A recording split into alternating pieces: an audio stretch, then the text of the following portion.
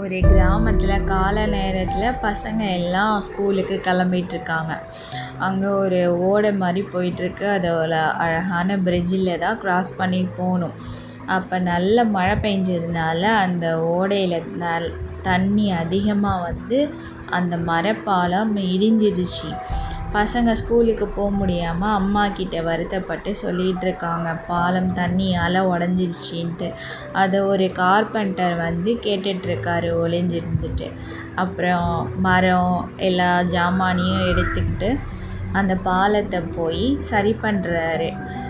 அதை சரி பண்ணி அழகான பாலமாக மாற்றிட்டாரு. அதை எல்லோரும் பயன்படுத்த ஆரம்பிச்சிட்டாங்க.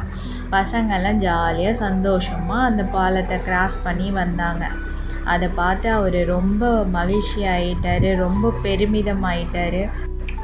இவருக்கு ஒரு லைக், சப்ஸ்கிரைப் பண்ணுவீங்களா?